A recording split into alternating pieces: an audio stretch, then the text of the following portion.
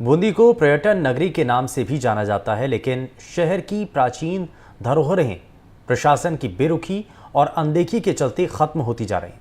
City of stepwell के नाम से मशहूर बूंदी शहर की बावड़ियां कचरा डिपो बनती जा रही हैं। नगर परिषद या पर्यटन विभाग की तरफ से इन बावड़ियों की सफाई तक नहीं हो रही है।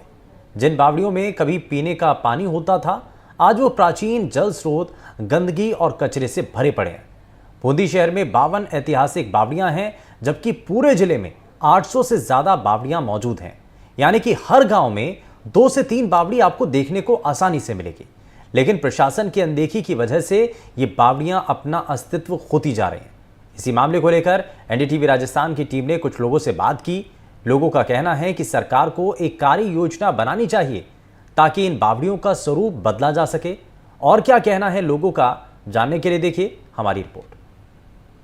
छोटी काशी बूंदी को बावड़ियों के शहर के नाम से जाना जाता है। यहाँ की बावड़ियाँ पूरे देश भर में प्रसिद्ध है, लेकिन इन दिनों गर्मियों के सीजन में पानी की भी विशेष डिमांड है। अगर ये बावड़ियाँ आज सुरक्षित होती तो शायद तक बूंदी में जो है पानी का जो है किल्लत आमजन को सामना नहीं करना पड़ता। तमाम वो लोग मौजूद, इनसे जानेंगे किस तरीके से जो बूंदी की बावड़ियाँ हैं वो वक्त के साथ जो है अपनी बदहाली पर आंसू बहा रही है। आम आदमी की भी कमी है, सरकार को दोष देना भी है सही, लेकिन आम आदमी की कमी है। क्या कहना चाहेंगे आप? मूल रूप से नैतिक जिम्मेदारी सभी की बनती है। बूंदी के अंदर, क्योंकि ये छोटी काशी को अपने आप में ये कि बावड़ियों का शहर है, लेकिन आज जिस प्रकार की दुर्दशा हो रही है और अगर आज प्रशासन चेत रहा है तो मैं समझता हूँ काफ़ी समय पहले आपको और हमें इस बात के लिए सोच लेना चाहिए था, क्योंकि बूंदी का भविष्य पर्यटन की दृष्टि से भी काफ़ी लोग देखते हैं कि बूंदी का भविष्य बावड़े और जो यहाँ की विरासत है, विरासतन चीज़ों को सजा करके हम लोग और सहज करके हम लोग रखते हैं। लेकिन आज जिस प्रकार की स्थिति हो गई है वो बहुत दयनीय और बिल्कुल पीड़ादायक स्थिति है। आमजन भी इस दुर्दशा को देख करके व्यथित रहता है, तकलीफ में रहता है। सरकार के द्वारा कई बार इस प्रकार की योजनाएं या इस प्रकार की कार्यशीलता दिखाई जाती है कि बावड़ियों के नाम पर काफ़ी सारा बजट आता है, लेकिन वो कागजों में रह जाता है और वह किस प्रकार की बंदरबाट और घोटालों की भेंट बावड़ियाँ चढ़ जाती है वो देखने की स्थिति आप बूंदी में देखेंगे, क्योंकि काफ़ी सारी बावड़ियाँ हैं। मैं तो कहता हूँ कि बूंदी में टूरिज्म की अगर स्कोप की बात की जाए तो बावड़ियों के रूप में पूरा बूंदी शहर काफ़ी सुंदर सुंदर बावड़ियाँ हैं जो आज जीर्ण शीर्ण अवस्था में बूंदी में देखने को मिल रही है। अच्छी होती तो पानी की व्यवस्था बढ़िया होती, क्या मानते हैं आप? क्योंकि पौराणिक समय में तो अगर पानी का स्रोत या पीने के जल के मीठा पानी और स्वच्छ पानी कहीं अगर देखने को मिलता है तो बावड़ियों से छन करके आता है, उसमें बावड़ियों में मिलता है। और ये अपने आप में पानी के एक अच्छे जल स्रोत के रूप में बावड़ियाँ अनूठी पहल के रूप में अगर की जाती तो इनका काफ़ी उपयोग हो सकता था, आमजन को लाभ मिल सकता था, इनका उपयोग भी हो सकता था। तो हो सकता था। आम आदमी की बड़ी कमी है, क्योंकि पानी जो बावड़ियाँ हैं अधिकतर जीर्ण शीर्ण हो चुकी है, अतिक्रमण में हो चुका है, वहाँ पर अब कचरा डाला जा रहा है। क्या अगर ये सुरक्षित होती तो पानी की व्यवस्था आज मजबूत होती बूंदी शहर में? प्राचीन काल से ही बावड़ियाँ पर्यटन और जल संरक्षण दोनों की दृष्टि से महत्वपूर्ण है, और न केवल हम पानी के उपयोग के वजह से हम देखें कि इनका संरक्षण होना चाहिए, क्योंकि इनका इतिहास पुराना रहा है और हमारी ये जिम्मेदारी बनती है कि हमारे इतिहास को हम बचा के रखें। और वर्तमान में हम देखते हैं कि मैं जिस एरिया से दूसरी बार पार्षद रहा हूँ, बालचंदपाड़ा से, तो वहाँ की पेयजल सप्लाई एक बावड़ी से होती है, अभयनाथ महादेव बावड़ी से। अभयनाथ महादेव की बावड़ी से उसकी जो पेयजल सप्लाई होती है वर्तमान में सिर्फ एक बावड़ी से हम देखें कि एक पूरे एरिया की सप्लाई हो सकती है। तो हम चाहते हैं कि पूरे जो बूंदी में जो काफ़ी सारी बावड़ियाँ हैं, यदि हम उनको अच्छे प्रकार से संरक्षित रखें, उनका रखरखाव अच्छे से करें। और कई बावड़ियों में तो हमने देखा है कि बूंदी में कचरा पॉइंट बना चुके हैं आसपास के लोग। तो हम चाहते हैं कि जो बावड़ियाँ हैं इनका जल संरक्षण के माध्यम से, मतलब जल संरक्षण का इनका अच्छे से हो और इनका उपयोग हो, ताकि इनके पानी का उपयोग हम पीने में कर सकें। पर किंतु अभी हम देख रहे हैं अभी वर्तमान में भी कई सारा तालाब और बावड़ियों के लिए फंड आया हुआ है गवर्नमेंट का, पर इनमें सिर्फ रंगाई पुताई हो रही है, पर जो इनका मूलभूत जो स्वरूप है जो खत्म हुआ है उसके लिए कोई महत्वपूर्ण कोई काम इनमें नहीं देखा गया है अभी तक। सिर्फ इनमें रंगाई पुताई कर देते हैं, ज़्यादा सफाई कर देते हैं, इससे ज़्यादा हमने कोई इसमें काम देखा नहीं है जिससे कि बावड़ियों का संरक्षण हो सके। आप बता रहे बावड़ी, आपकी बता रहे थे, वो बावड़ी में कितने लोग पानी पीते होंगे? वो ये मान लीजिए कि हम उधर 4 वार्ड है, कम से कम 5-6 हज़ार की जनसंख्या है, 3 या 4 वार्ड उधर के पड़ते हैं। तो हमारे यहाँ पे पूरे बूंदी में इधर मांगली की तरफ से सप्लाई होती है, चंबल का पानी आता है, पर हमारा बालचंदपाड़ा एकमात्र ऐसा एरिया है जहाँ पे महत्वपूर्ण रूप से जो पेयजल सप्लाई होती है, भरी गर्मी में भी हम उसी बावड़ी से हमारे पेयजल सप्लाई होती है। इस बार वाटर लेवल डाउन हो गया, तो वाटर लेवल डाउन होने की वजह से इस बार बावड़ी में पानी खत्म हो गया। तो मात्र 10 दिन से हमको बाहर का पानी लेना पड़ रहा है चंबल का, वरना हमें 10 सालों में कभी बाहर का पानी हमें लेने की आवश्यकता नहीं पड़ी। हम अभयनाथ महादेव की बावड़ी से हमारी पेयजल सप्लाई होती है। तो बिल्कुल इनका अभिनाथ महादेव की जो बावड़ी वहाँ से पेयजल सप्लाई होती है। हमारे साथ और भी लोग मौजूद है। किस तरीके से बावड़ी अगर आज मौजूद होती तो बता रहे हैं कि इनकी एक बावड़ी है 4-5 हज़ार लोगों की वो पानी की सप्लाई करती है। अगर शहर में तमाम बावड़ियाँ सुरक्षित होती तो शायद तक आज पानी की किल्लत का सामना नहीं करना पड़ता। जी बेशक ये बात सही है कि बूंदी में बहुत बावड़ियाँ हैं, और अगर बावड़ियों का संरक्षण समय पर सरकार द्वारा, प्रशासन द्वारा किया जाता तो आज ये जो पानी की समस्या बूंदी में उत्पन्न हुई है वो ऐसी स्थिति बनती नहीं। इतनी बावड़ियाँ हैं कि बूंदी को बावड़ियों का शहर कहा जाता है, लेकिन वास्तव में आपका कहना सही है कि सभी बूंदी की बावड़ियों को जो है लगभग अधिकांश बावड़ियों को तो कचरा पात्र के रूप में उपयोग किया जा रहा है।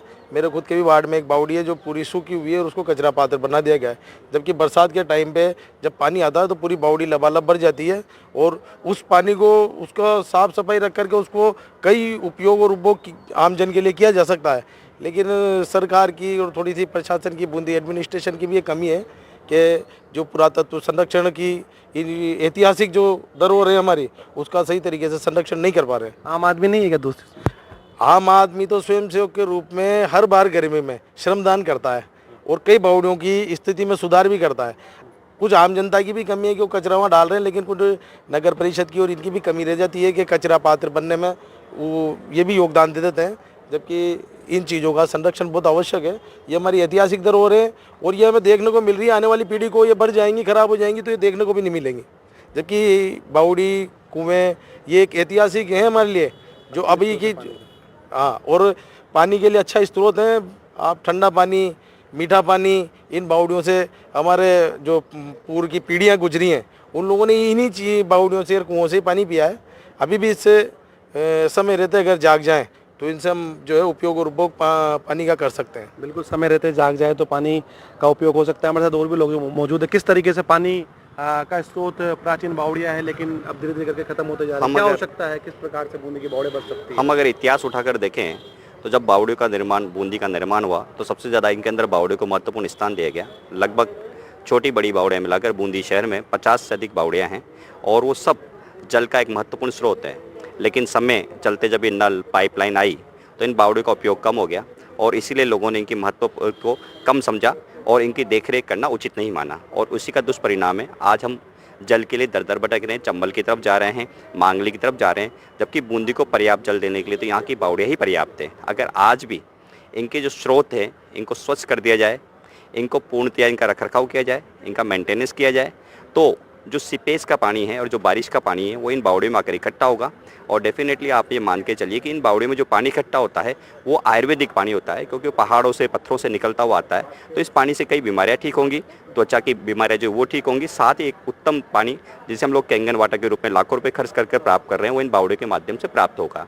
आज हमारे को इसका एग्जाम्पल कई बावड़ियों को देखने को मिलता है जो जलों से भरी हुई है, वहाँ पर लोग स्नान करते हैं और अपने कई चर्म रोगों को ठीक करते हैं। इसी तरह से अगर इन बावड़ियों का रखरखाव किया जाएगा और पानी का महत्वपूर्ण स्रोत होगा तो हमें जल की कमी की महसूस नहीं होगा। जो 48 घंटे में आज की तारीख में पानी आ रहा है वो पानी 24 घंटे में 2 बार आएगा, जिससे शहरवासियों को जल की सुलभता होगी। लेकिन महत्वपूर्ण आवश्यकता यह है कि इनका पूर्ण रखरखाव किया जाए। इसमें आम जन की महत्वपूर्ण भूमिका है, क्योंकि हम ये कहते हैं कि प्रशासन की जिम्मेदारी है कि वो कचरा पॉइंट नहीं बनने दें, लेकिन कचरा पॉइंट बनाने वाले कौन है? हम लोग ही हैं। तो हमें सबसे पहले इस बारे में जागरूक होना होगा कि हम इन्हें कचरा पॉइंट नहीं बनाएं, क्योंकि हमारी धरोहर की रक्षा की जिम्मेदारी भी हमारी ही है, अन्य किसी की नहीं। हम हर चीज़ को प्रशासन पर थोपें, ये भी उचित नहीं है। लेकिन साथ साथ में प्रशासन का ये नैतिक दायित्व है और विधिक दायित्व है कि उन बावड़ियों को सबसे पहले अपने संरक्षण की लिस्ट में शामिल करें कि हमें इन सब बावड़ियों का संरक्षण करना है, और उसके पश्चात एक योजना बनावें कि इन बावड़ियों का संरक्षण करके इनसे उचित जल, क्योंकि हर साल बारिश होती है। और सबसे बड़ी बात है साहब कि जब बूंदी चारों तरफ से एक खाई से गिरी हुई थी और उस खाई का जो पानी था उस सीपेज के रूप में सब बावड़ियों में आके भर जाया करता था। लेकिन जो ही यहाँ पर मार्केट सारी डेवलपमेंट हुआ तो वो संरक्षण खत्म हो गया। लेकिन उसके बाद में भी जो बावड़ियों का पानी पहाड़ों से निकल कर आया, छोटा तालाब और बड़े तालाब के माध्यम से जो बावड़ियों का पानी सीपेज के माध्यम से आया करता था, उसको भी कई जगह ब्लॉक कर दिया गया है। तो आज अगर हम इस बात को ध्यान देंगे तो डेफिनेटली हम आने वाली पीढ़ियों को जल का अभाव महसूस नहीं होगा और बूंदी के जल की व्यवस्था बूंदी में ही हो जाएगी। हमें अन्यत्र बाहर नहीं जाना पड़ेगा। इसलिए हमें इनका रखरखाव बहुत ज़रूरी है और इसमें आम जनता और प्रशासन की महत्वपूर्ण भूमिका होनी चाहिए। तो ये थे हमारे साथ बूंदी के तमाम लोग। इनका साफ तौर से कहना था कि प्रशासन को एक योजना कार्य योजना बनानी होगी जिससे बूंदी की जो बावड़ियाँ इनको जो है सुरक्षित किया जा सकता है, इनका विकास किया जा सकता है। साथ में जो है अगर इनका विकास होगा तो शहर में जो पानी की किल्लत है वो भी जो है कम की जा सकती है, क्योंकि प्राचीन समय में यही पानी की स्रोत हुआ करती थी। इन्हीं से ही बूंदी शहर की और बूंदी जिले की जनता पानी पिया करती थी। ज़रूरत है विकास की, संरक्षण की। एनडीटी मीडिया के लिए मैं बूंदी से सलीम अली।